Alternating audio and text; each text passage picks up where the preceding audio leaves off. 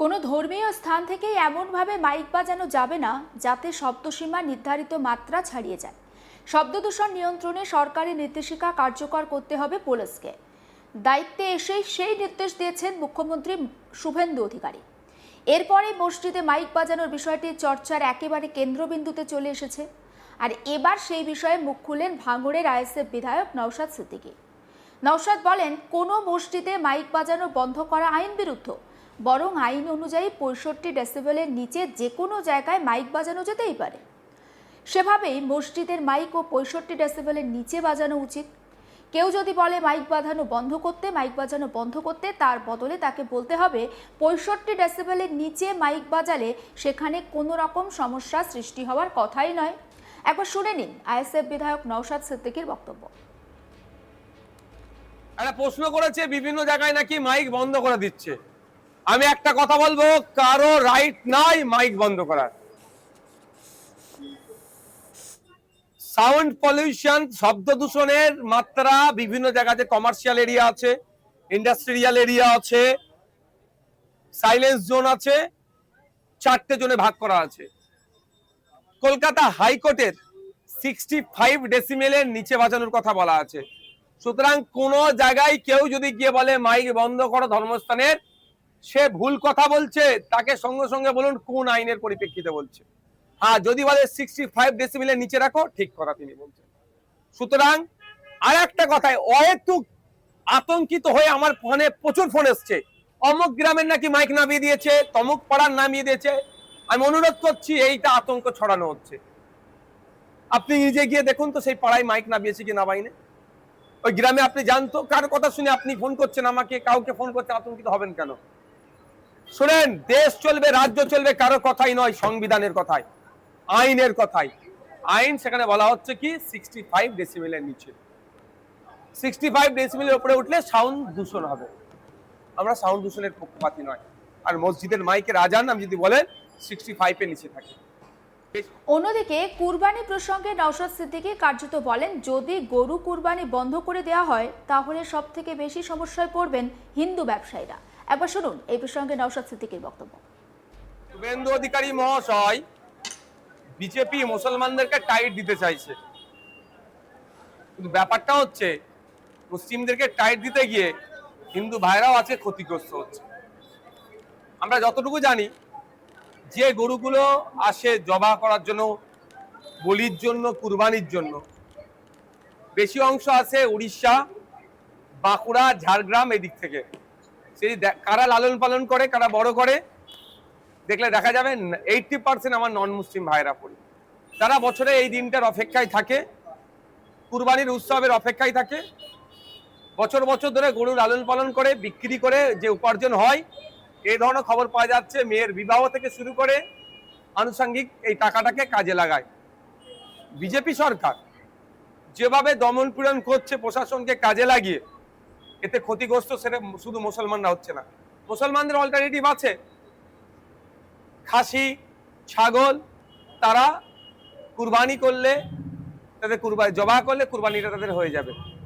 কিন্তু যারা গরুগুলোকে লালন পালন করে বড় করলো, খাওয়ালো, একটা গরুর পিছনে 20,000 30,000 টাকা ইনভেস্ট করলো, যেটা 1 লাখ টাকায় বিক্রি করবে, তারা আজকে কোথায় যাবে? এই চিন্তায় চিন্তিত হয়ে ভাঙড় বিধানসভায় বামুনিয়া গ্রামে আপনি যেটা বলছেন হার্ট অ্যাটাকও করেছে, তা নাকি বেশ কত টাকা লোনও আছে, অনেকেই ধরনের আছে। তারা এখন কোথায় যাবে? এখন দেখার বিষয় যে 1950 সালে যে আইন আছে, সেই আইনের 12 নম্বর ধারাটাকে উল্লেখ করে রাজ্য সরকার ছাড় দেয় কি দেয় না, সেই মর্মে আমি দ্বারস্থ হচ্ছে তাদের কাছে হব। আমি আশা করব সেটা ছাড় দেবে। মানুষের রুজি রুটি এখানে যুক্ত আছে। প্রায় 2 থেকে 250 কোটি টাকার একটা আরো উপরে হবে একটা বিজনেস, যার 70% কিন্তু কন্ট্রোল করতো আমার হিন্দু সমাজের ভাইরা। আচ্ছা, তারা এখানে আক্রান্ত হচ্ছে, তারা ব্যবসায়িকভাবে লসে রান করছে। শুধু আমাদের ভাঙড় বামুনিয়া গ্রামের ব্যবসায়ী নয়, ব্যবসায়ীদের যদি ধর্মীয় পরিচয় দেখেন তারা হিন্দু। আমি আপনাকে বলছি, এই গরু ব্যবসার সাথে 70% সরাসরি যুক্ত আমার হিন্দু সমাজের মানুষরা, যারা গরুটাকে লালন পালন করে বড় করছে। যারা মেন উৎপাদন করছে তারা 70%-এর অধিক। ম্যাক্সিমাম গরু কোথা থেকে আসছে জানেন? ঝাড়গ্রাম আমরা যতটুকু যেগুলো জানি, বাঁকুড়া, পুরুলিয়া, ওদিকে উড়িষ্যা, যদি জনসংখ্যার অনুপাত দেখেন ওখানে মুসলিম ওখানে পার্সেন্টেজ কত, কোনো জায়গায় 5, 7, 10 এইরকম। কারা উৎপাদন করছে? আমার হিন্দু সমাজের মানুষেরা, তারা আজকে ক্ষতিগ্রস্ত হচ্ছে। এই যে একটা ইন্ডাস্ট্রি, এই ইন্ডাস্ট্রির হেভি ক্ষতিগ্রস্ত হবে আমার হিন্দু সমাজের মানুষেরা। তারা আজকে আতঙ্কিত। লোন নিয়ে তারা গরু নিয়ে এসেছিল বাঁকুড়া থেকে, লোন নিয়ে আপনার গরুর খাবার জোগাড় করেছিল, আজকে যাবে কোথায়? আর একটা কথা বলছি, বিশ্বভারতীতে একটা গবেষণা হয়েছিল, পশ্চিমবাংলায় সব যে গরুগুলো আছে, এই গরু এর ঘাস বা খাওয়ার জায়গা যত গরু আছে তার পরিমাণে কম। বুঝতে পারছেন আমি কি বলছি? তাহলে এই এত যদি গরু থাকে, তাহলে গরু না খেতে পেয়ে ক্ষতিগ্রস্ত হবে। এই অনেকটা বিষয় আছে। এখন সরকারের কে আমি অনুরোধ আমিও করব, যে যে অ্যাক্ট আছে 1950 সালের, সেখানে 12 নম্বর পয়েন্টে বলা আছে সরকারের একটা রাইট দেওয়া আছে, রিলিজিয়াস পারপাসে সরকার চাইলে ছাড় দিতে পারে।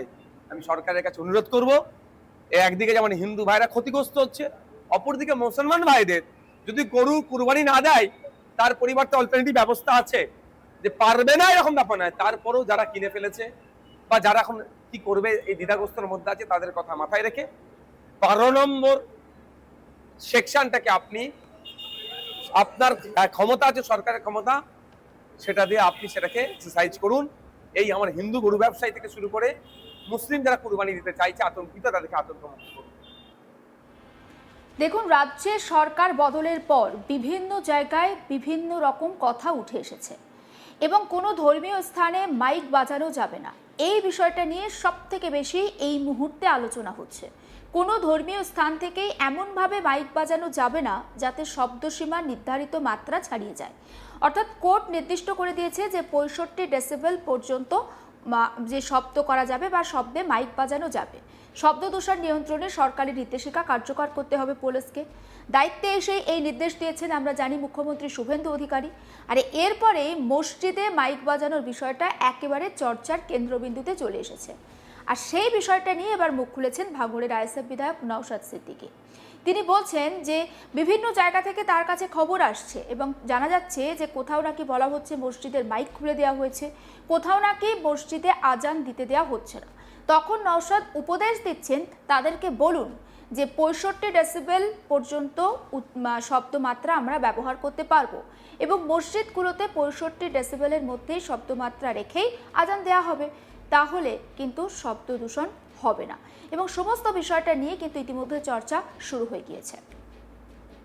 সমস্ত আপডেট পৌঁছে দেবো আপনাদের কাছে, নজর রাখুন আজ তাক বাংলায়, সাবস্ক্রাইব করতে ভুলবেন না।